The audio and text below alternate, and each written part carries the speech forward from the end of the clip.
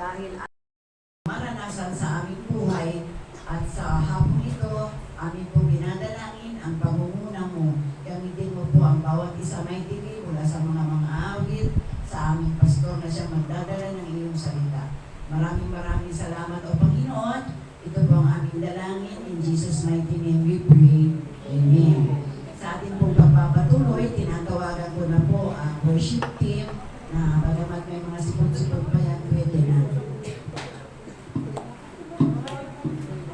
Sama na siya. Yan ang microphone. Ito yung mga microphone. Ito yung mga mic. Pag mag-upo, tatakpan ng bibig, ha? Yan pa.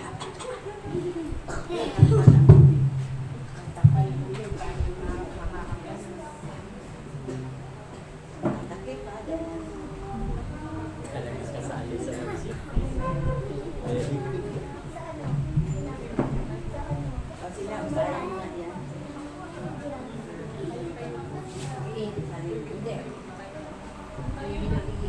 Yan para po sa ating masimula, tayo po ay masipag tayong lahat.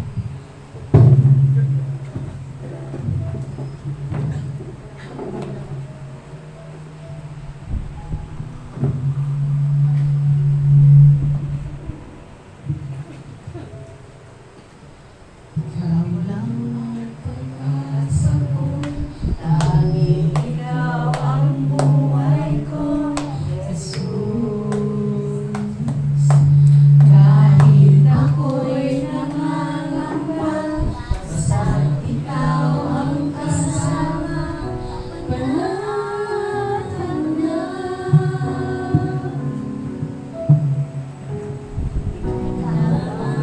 Sasambahin, paligid man ay magdilim, Jesus.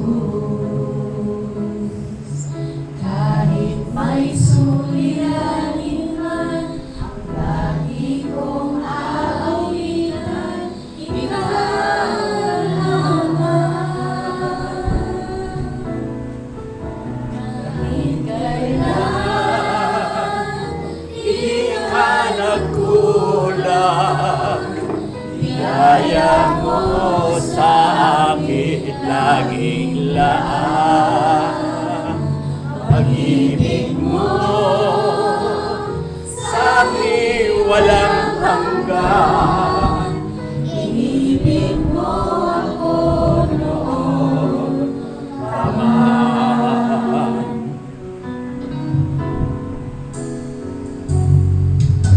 Kaya ika'y sasambahin, paligid man ay magdilim, Jesus. Kahit may suliranin man, ang lagi kong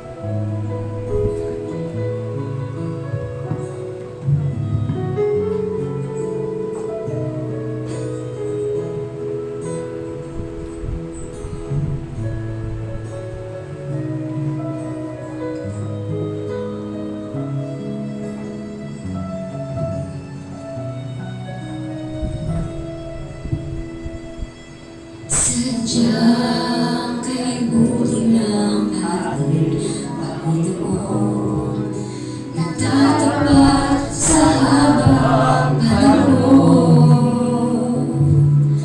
Maging sa kabila ng ating pagsusunod, biyaya niya'y patuloy na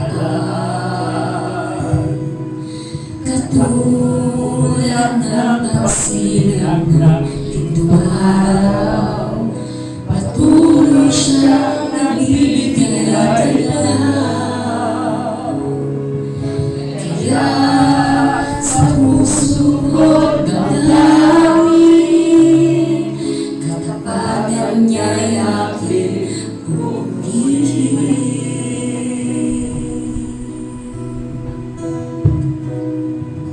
Dakila ka, O Diyos, tapat ka ng tunay, magmula sa ugat ng aming lahi.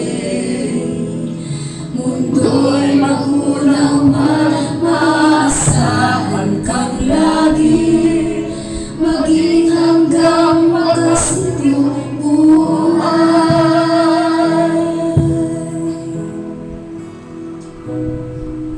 Kaya, O Diyos, ika'y aking pupurihin, sa buong mundo'y aking aawitin. Dakila ang iyong katapatan, pag-ibig mo'y walang hanggan.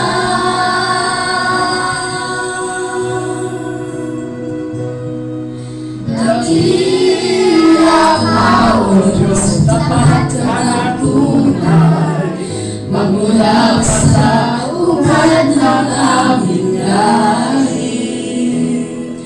Mundo'y magunaw at maasahan kang lagi, maging hanggang wakas nitong buhay. Dakila ka, O Diyos, sa habang panahon, katapatan mo'y matibay na sandigan. Sa bawat bigati, tagumpay mananalo, daluyan ang pag-asa kung kailangan inalo. Pag-ibig mo na sa akin, noon hanggang ngayon, dakila ka, dakila ka,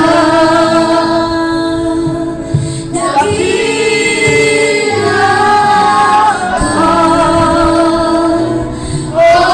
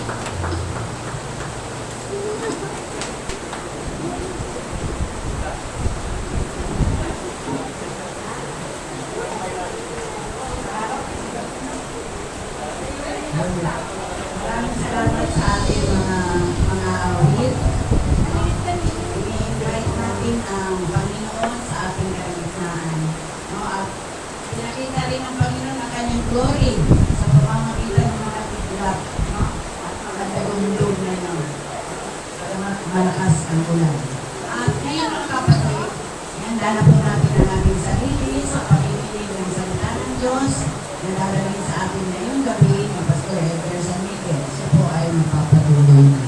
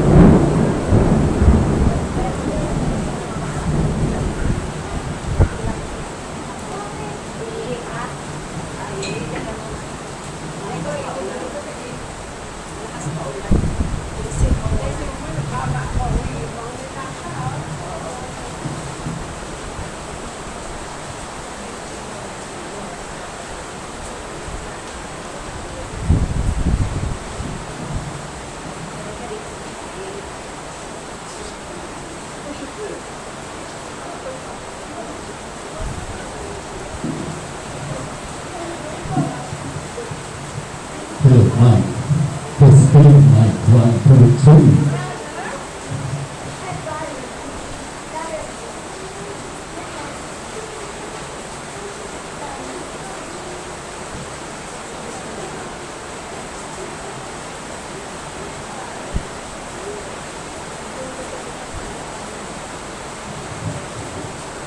Magandang hapon po sa ating lahat. Parang hindi mo na nagalit.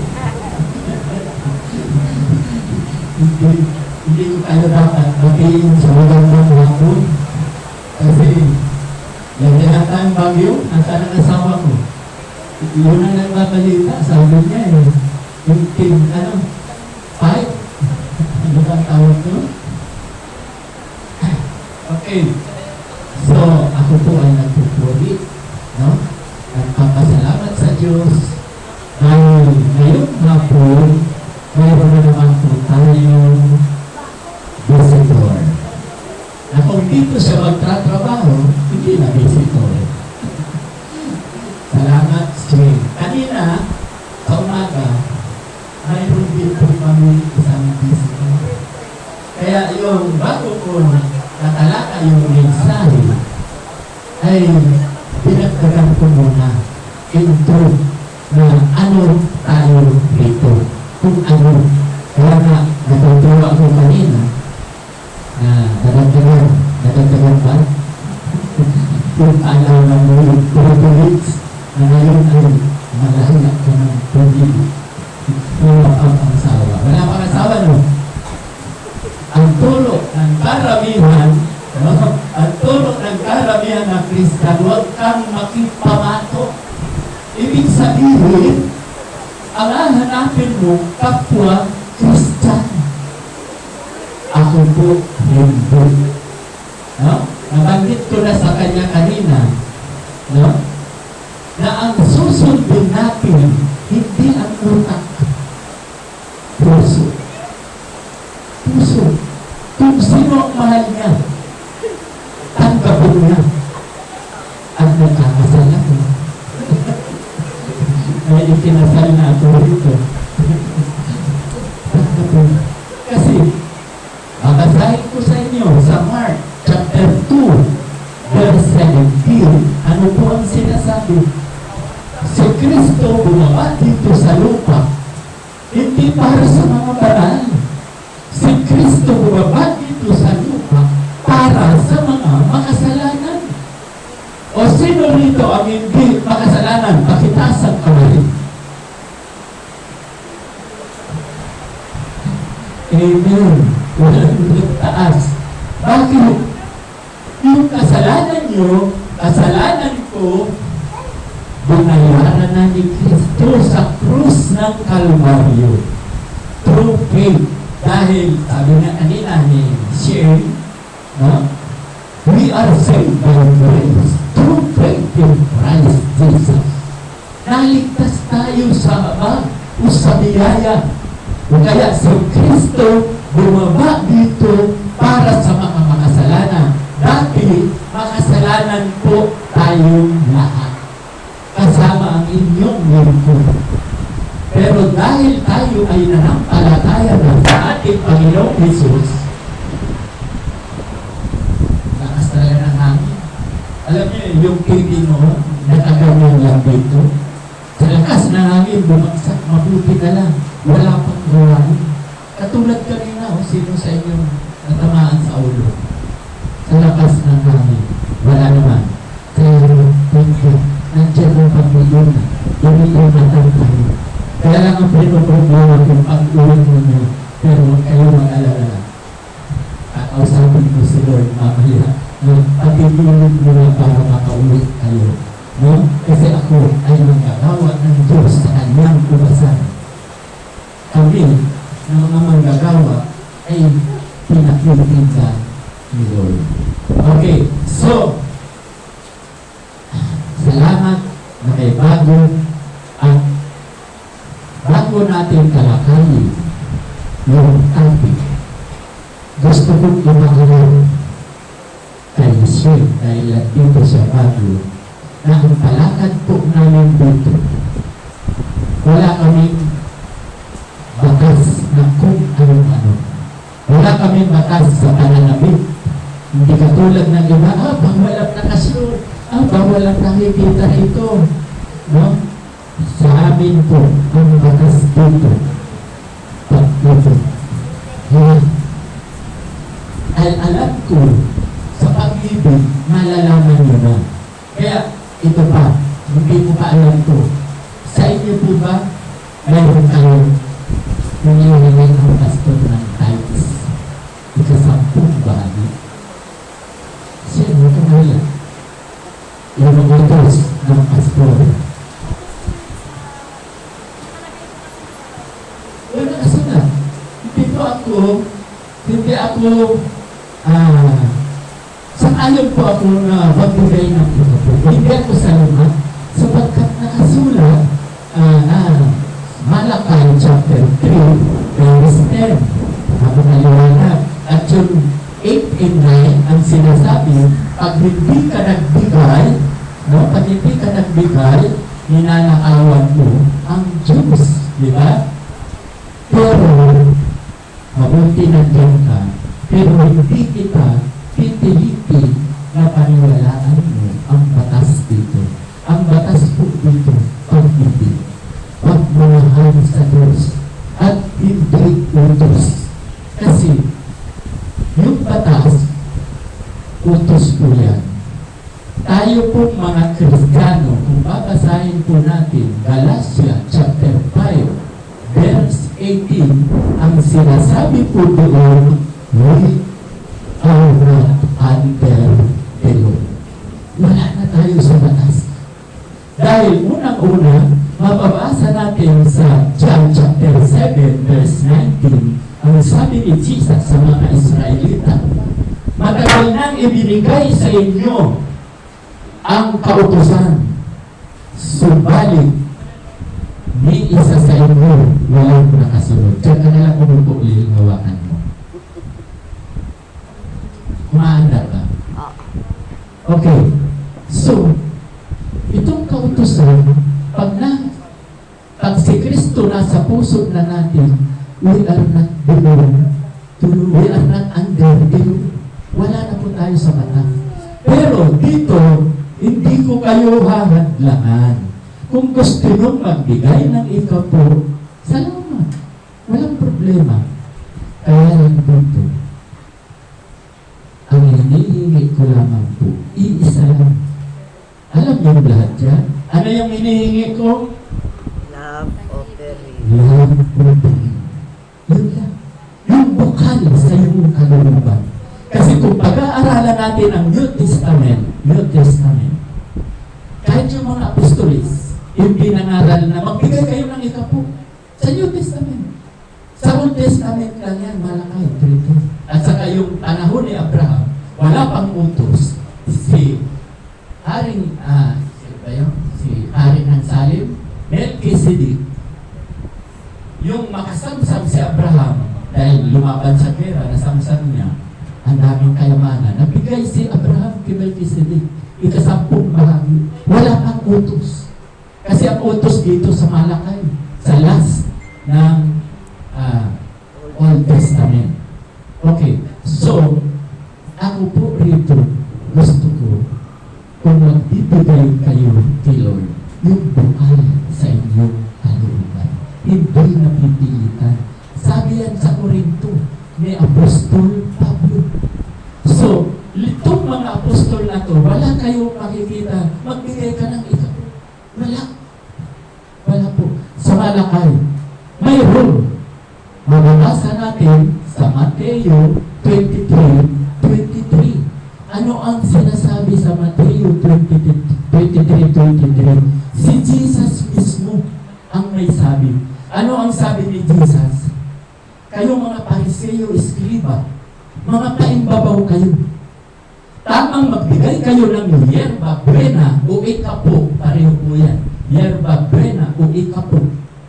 Tamang magbigay kayo, pero huwag niyong kaliligtaan ang higit na mahalaga. Ano yung mahalaga? Katarungan. Pangalawa, pag-ibig. So, nandiyan ang pag-ibig. Pangatlo, pananampalataya at ang iba, katapatan. Dalawa po yan. Mateo 23:23. Nakita mo ba, Shane? Nakita mo sa Matthew? Tama yung sinabi mo?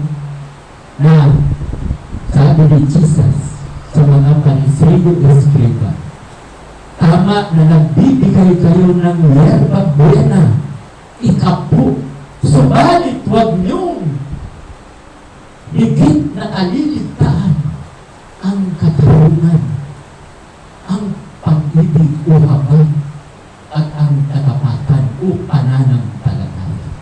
So, pumasok na naman yung pag-ibig. Kaya ako, ang ipinuturo ko po, pag-ibig. Kasi, tingnan nyo, kung may pag-ibig ba kayo, utusan ko pa kayo? Tingnan, di ba? Kasi yung pag-ibig, kusa yan, bumubukal sa ating puso. Sino ba rito may asawa na? Ayan, si Ate Mel. Nang niligawan ka ni Alex. Di ba? Mahal mo siya. Di ba tinanggap mo? Bukan sa'yo. Di ba? Tama ka o? Napikot mo lang siya. Ako sasabihin ko sa inyo yung sekreto. Napikot ako ng asawa ko. Joke. Joke. Yung kasi sama ng panahon, gusto kong masaya tayo kahit masaya. Kahit masama ang panahon. Okay. So, mas masarap po yung hindi pinipili. Hindi katulad ng ibang church. Kung magbigay kayo ng iba po, pag hindi kayo nagbigay, magnanakaw kayo. Mababasa yan sa 8. Nanakawan nyo ang Diyos. Tatakutin po. Kung magkatapos, magbigay kayo ng offering. Mayroon ng iba po, magbibigay pa ng offering. Magbigay kayo ng pledges. Mangako ka, buwan-buwan, magbigay ka. Yung pinagalingan niya, hindi buwan-buwan, magbibigay sila. Pledges. Pag may kasalanan, magbigay ka. Kasi i-example nila yung mga kambing na inihahandog yung tupa. Kapag may kasalanan ka sa Levitico, mababasa po natin doon, maghahandog ka na. Kung mayaman ka, baka. Kung medyo mahirap ka, yung yung ibon. Kung medyo nasa gitna ka, tupa, ihahandog mo, kaya kambing. Yun noong panahon ang ihahandog. No, yun ay mababasa natin sa Hebreo. Wala nang talaga ang mga handog na yan. Maging sa Isayas, mababasa po natin. Ang sabi nga niya sa Isayas, sukang-suka na ako sa mga hinahandog niyo. Sukang-suka na doon ang Diyos. Basahin po ninyo, the whole Bible of Isaias. Nandiyan niya po yan. At kung tinatapat kayo, huwag kayong magbasa. May mga audio Bible na po. Ako ganyan lang ginagawa ko. Minsan na, hindi ko alam, tulog na ako. Kasi ang kitang pakinggan ng audio Bible, napapakinggan mo na po. Ang sabi niya sa Isaias, sawang-sawa na ako dyan sa mga niyo. Bakit? Ano ang gusto ni Lord?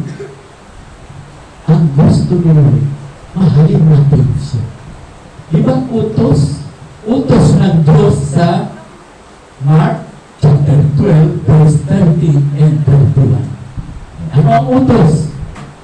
The Lord your God.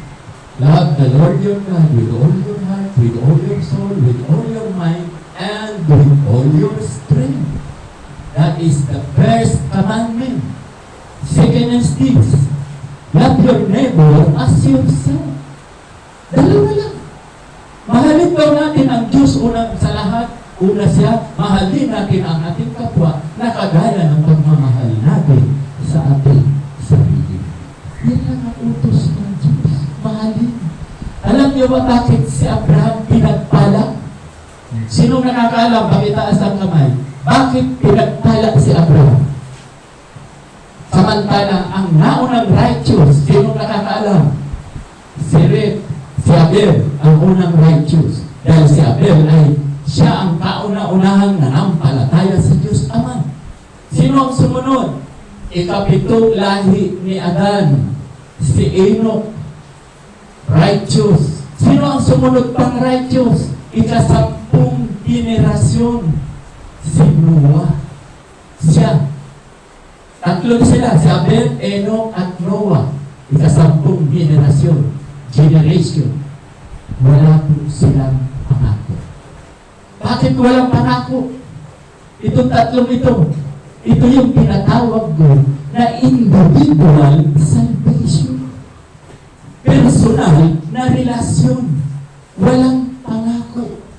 Basahin po ninyo sa ika-20 henerasyon, walang iba si Abraham. Kaya from Noah to Abraham, 10 generation. Kaya ika-20 si Abraham. Siya ang pang-apat na naging righteous. Mababasa po yan sa Romans chapter 4, 1-4. Ang sabi doon, si Abraham naging matuwid hindi dahil sa paggawa ng mabuti. Kasi kung naligtas, naging matuwid si Abraham sa paggawa ng mabuti, magmamapulit siya, magmamalaki si Abraham. Naging righteous si Abraham through faith. Dahil siya ay nanampalataya, naging righteous sa Tagalog, matuwid. Pag sinabing matuwid, wala ni isang katultog man na kasalanan. Kasi, pag tinultukan mo yan ng isang bond paper, o kaya ito, nakikita nyo puting-puti, banal. Tultukan mo yan ng ballpen, hindi na yan banal. Hindi na yan katanggap-tanggap sa Diyos. Marumi na. Kaya itong si Abraham lang ang may pangako. Ano ang pangako? Diba? I-share ko kanina, natutuwa ako na may bago tayo. Sabi ko kay sharing ang pangako. Diba ang sabi, ang pangako kay Abraham, pagpapalagay kita hanggang kaapuan. Pararamihin ko ang iyong lahi kasi dami ng bituin, kasi dami ng bumanin. So, yan ang pangako. Binasa ko sa kanya kanina sa Romans chapter 11 verse 26. All Israelite are saved as it is written. Sapagkat nasusulat. So, ang pangako ng Diyos kay Abraham, dahil nakita ng Diyos yung pag-ibig ni Abraham. Yung pagmamahal niya. Kasi pambihira po yun. Kayo, sino rito may anak? Makitaas ang kamay. Pag hiningi ba ang anak mo ng Diyos, ibibigay mo, papatayin mo? Dahil naalaman mo na kay Abraham. Pero, napakasakit. Papatayin mo. Kaya si Isaac, nung papatayin na, nakarinig ng tinig sa itaas, Abraham, huwag mo sasaktan ang iyong anak. Sapat na ang nakita niya. Gusto niya talagang ihandog. Kaya nakita ng Diyos Ama yung pagmamahal ni Abraham. Kaya dito ang itinuturo ko, pag-ibig, hindi disiplina. Ang taong nagmamahal, may sariling disiplina. Hindi na kayo utos. At pangalawa, pag kayo ay umiibig sa Diyos, hindi mapapagod ang inyong pastor. Ahaba ang buhay ng inyong pastor. Ang inyong pastor aabutin sa gusto kong edad, 101. Dahil ang nangyayari ngayon, ang edad ay maiksik na lamang. 40, 50, 60, patay na. Bakit? Hindi sinusunod yung utos. Mark chapter 12, verse 30, 31. Ang unang utos, mahalin mo ang Diyos. Yun lang po ang ginawa namin mag-asawa. Mahal namin ang Diyos. Pangalawa, mahalin ang kapwa. Tingnan nyo, hindi namin kayo kaano-ano. Dahil mahal namin kayo, inaaralan namin kayo. Dahil yung privilege na alam na namin, gusto namin maibahagi sa inyo. Huwag kayong mahirapan. So, nakita nyo, pangalawa yan, mahal ko kayo. Pero may kasunod, di ba anong sabi? Love your neighbor as yourself. Kaya dito, tatlo lang siya ang tinuturo ko. Una, salvation. Good assurance, sigurado. Nagkakaisa tayo. Salamat. Pangalawa, mababasa mo sa awit chapter 91 verse 16.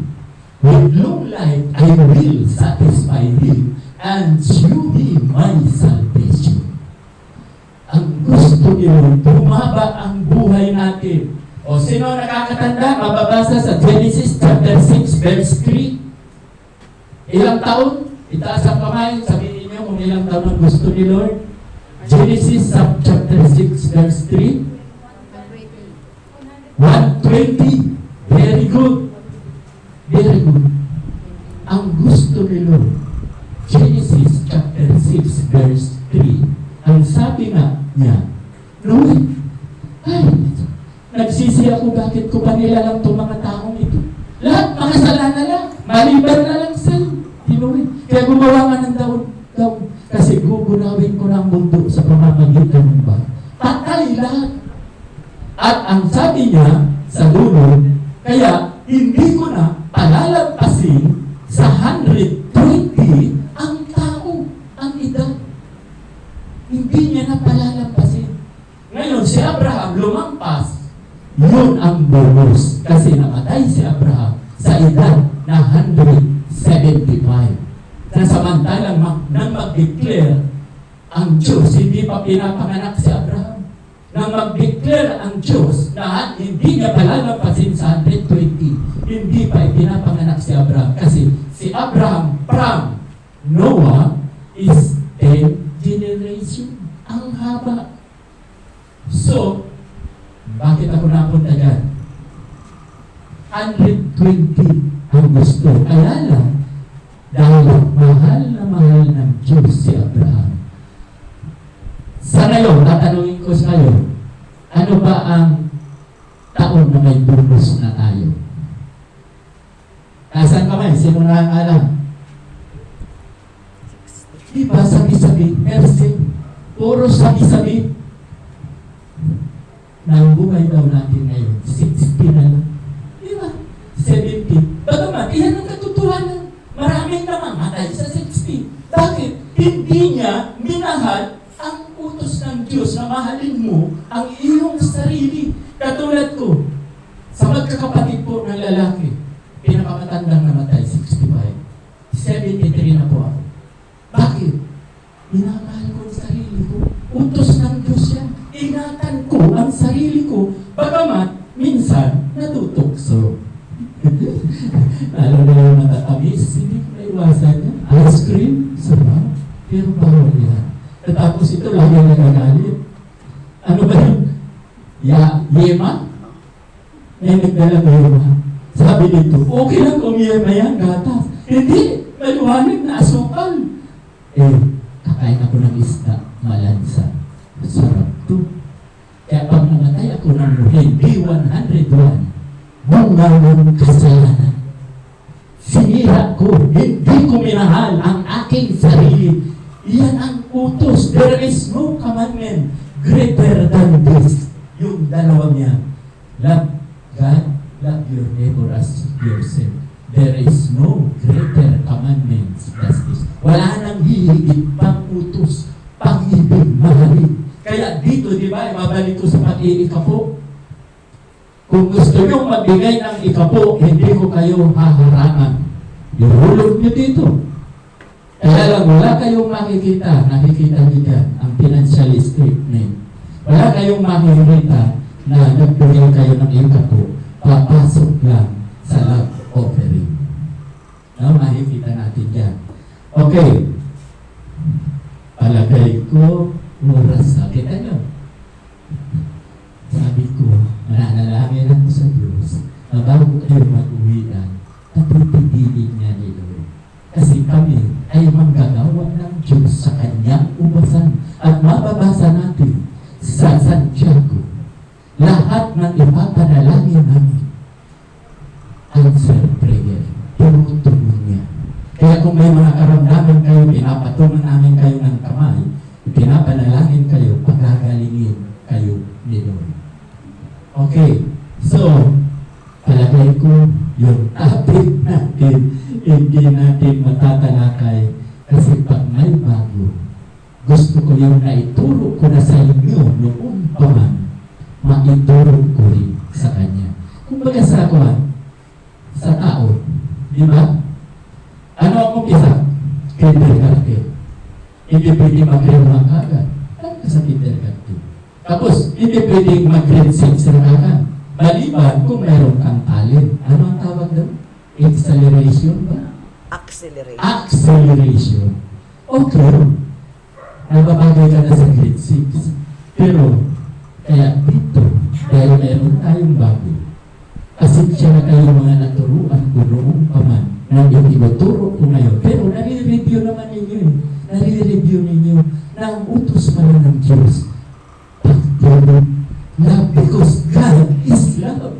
Ang Diyos ay pag-ibig. Kaya ako dito sa loob ng Diyos, pag-ibig na mahal ko kayong lahat. Mahal ko na sa lahat, mahal ko ang Diyos. Kaya ginagawa na namin ni Mrs. ang aming katungkulan.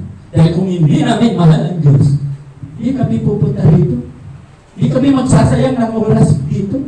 Pero hindi kami nagsasayang. Napakahalaga nito. Dahil yun na, mahalin daw ang Diyos. Kaya namin ginagawa ito dahil mahal namin ang Diyos. Pangalawa, kaya namin ginagawa ito, mahal namin kayo. Ayaw namin na kayo ay maintirno. At ayaw namin na kayo ay nahihirapan.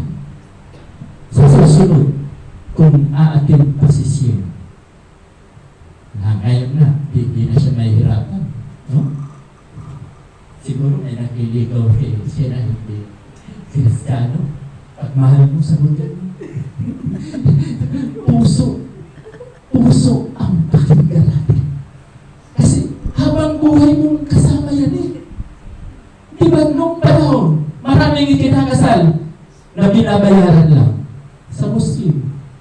Kung gusto mo ang babae, bayaran mo. Ano ang tawag doon? Kabayad na yun sa Muslim. Dory. Diba? Walang magandang pagsasama. Puso natin. Kasi God is love. Ang Diyos puso din ang ginamit. Na kahit kayo at ako ay makasalanan, no? Makasalanan tayo. Pero minahal tayo ng Diyos Ama mismo. Ano ang sabi? John chapter 3 verse 16, For God so loved the world that He gave His one and only Son, that whoever believes in Him shall not perish but have eternal life. Mahal na mahal tayo ng Diyos. Pwede niya naman sabihin, mahal kita. Pero for God so, gayon na lamang ang pag-ibig. Kaya hinandog niya si Kristo para sa inyo at para sa akin. Hinandog niya.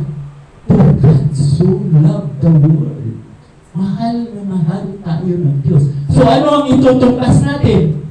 Gayahin niyo kami ni Mrs. Mahal namin si Lord. Mahal namin kayo. At mahal namin ang aming sarili. Ayaw namin mamatay nang wala sa panahon. Samantalang ang gusto ni Lord, 120. At ang pangatlong itinuturo ko, tatlo lang yan. Salvation. Pangalawa, hahaba ang buhay, sinabi ko na kanina. Pangatlo, blessing. Pagpapalain ka. Diba ano sinasabi sa Matthew chapter 6 verse 33? Seek ye first the kingdom of God and His righteousness, and all these things shall be added unto you. Hanapin daw muna natin ang kanyang kaharian at lahat ng needs, lahat ng pangangailangan nyo, pang-tuition ng anak nyo, pambili ng damit ng anak nyo, pagkain nyo sa araw-araw, then Diyos po ay Jehovah Jireh, God provider. Yun lamang po. At tayo po manalangin, Lord, hindi ko na banggit dahil mahalaga po pag may bago. Dahil yung mga naturo ko na noon pa man, ay ituturo ko rin. Okay? Tayo po manalangin, Lord, maraming salamat po sa mensahe na alam ko po ito ay lead ng Holy Spirit. Alam ko na kayo po ang nag-uudyok sa akin, ang nag-uutos sa akin na ang banggitin ko ay ito dahil mayroon po kami ngayong visitor na aking dalangin kung dito siya magtatrabaho. Nakita ko nga kanina, nagagalak ako dahil siya pala ay kasama rin sa worship team dahil yan na ang aking dinadalangin na kumplituhin po natin ang worship team dito na mayroon ng organ, mayroon drum o gitara. Ito po ang dalangin na binibigay ko po ang kapurihan sa pangalan ni Jesus na aming tagapagligtas. Amen. Amen. Total 6:20 ang umpisa na. Ang close natin. 6:15 pa lang. Salamat po, Pastor, sa isang mabiyayang mensahe ng buhay. Ngayon po ay gaganapin natin ang ating paghahandog. Walang magbibigay ng tanging awit.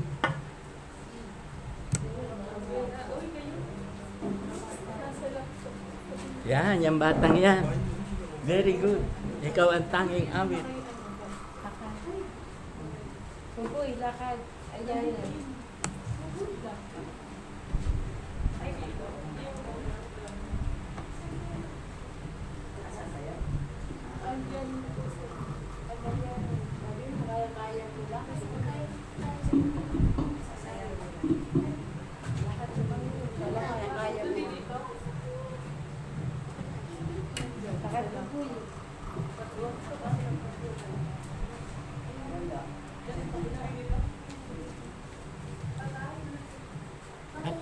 Ano ang namatay?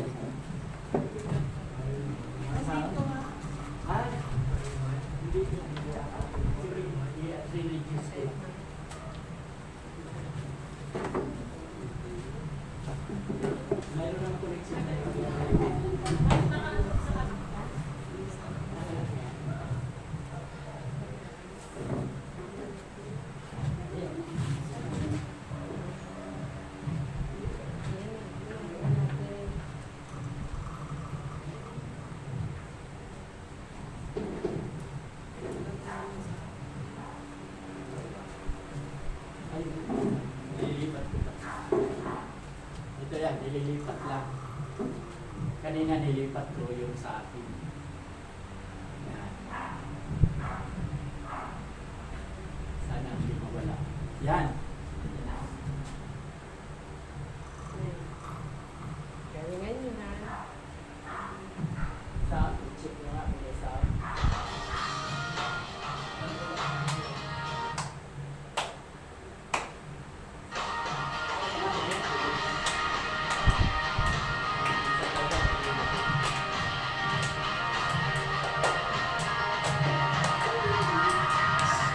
Sa krus, ika'y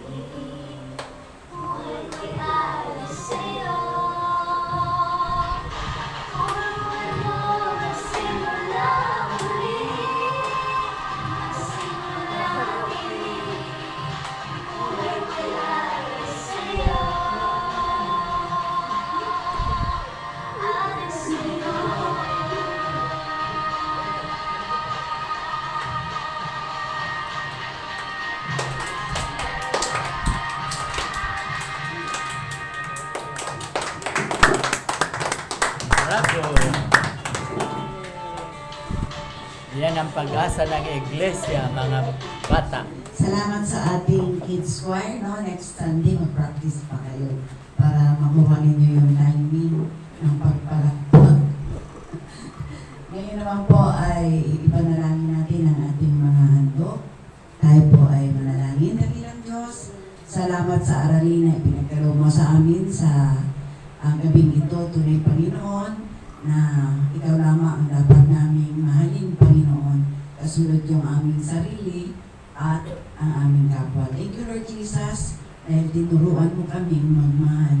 Ikaw ang pag-ibig, ikaw ang dakilang Diyos na naglahad ng iyong buhay dahil sa iyong pag-ibig sa sanlibutan. At sa gabi ito, Panginoon, patuloy ko pong dinadalangin ang mga kapatiran, lalo na ang mga may sakit, ang mga anak ni Ann. O, Panginoong Diyos, patuloy mo pong padalhan ng kagalingan si Sam at saka si Ola. Lord Jesus, ganoon din ang mga narito, Panginoon, ang mag-asawang Alex at saka si Mel, ang kanilang mga anak, si Shane, ang mga pamangkin o Diyos, ano man ang mga desire nila sa kanilang buhay, Panginoon. Pagkaloob po ng masagana, Panginoon, sapagkat yan ang iyong pangako. Ang iyong pagpapala ay ipagkakaloob mo sa lahat na nagtatapat sa iyo. At sa gabi nito, Diyos, narito ang mga handog na mula sa aming mga kapatid. Salamat, Panginoon. At magagamit namin ito sa pagpalagoan ng iyong iglesia, sa iyong mga salita, sa dakong ito. Pagpalain mo rin, O Diyos, ang mga kamay na nagsipaghandog. I-bless mo rin po ang bawat isa, Panginoon, sapagkat ibabalik mo ng higit pang pagpapala ang mga nagkakaloob. Dinadalangin din namin patuloy na sa susunod na linggo, O Diyos, kami ay iipunin mo ngunit, Panginoon, at dalangin namin patuloy ang iyong pag-iingat sa bawat isa sa amin, lalo na ngayon na nakikita namin, Panginoon, nakaamba ang mga lindol, bagyo, at kung ano-ano pang mga kalamidad. Alam ko, O Diyos, ipinapakita mo na unti-unti ang iyong buot, Panginoon, sa mga tao na nagwawalang bahala. Kaya nga po, O Diyos, kami ay nagpapatuloy na nagpupuri, nagpapasalamat sa iyo. Alam ko po na sa buong magdamag na ito, kami po ay iingatan ninyo, ibabangon sa araw ng bukas upang ang bawat isa ay ibabangon mong taglay ang panibagong buhay at lakas. Ingatan mo rin po ang mga batang magsisipasok sa araw ng bukas, sa mga magtatrabaho sa araw ng bukas, at ang bawat isa sa amin na lalabas sa aming mga tahanan, iyo po kaming ingatan, Panginoon, at subaybayan. Ito po ang aming dalangin sa tanging pangalan ni Cristo Jesus. Amen. Ang pagpapala po ay Ellen Pilipas po.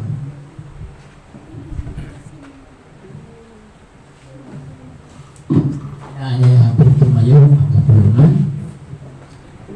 Lord, maraming salamat po at muli ay tinipod mo kami sa dakong ito upang kami po ay sama-samang magpuri, magpasalamat at sambahin ka po namin sa Espiritu at katotohanan. At hiningin ko po ang iyong basbas sa gabing ito. Ang masaganang awa ng Diyos Ama at ang walang sawang pag-ibig ng Diyos Anak at ang kaaliwan ng Diwang Banal ang sumaamin awa mula ngayon at magpakailan-kailan pa man. Amen at amen. Magandang gabi po sa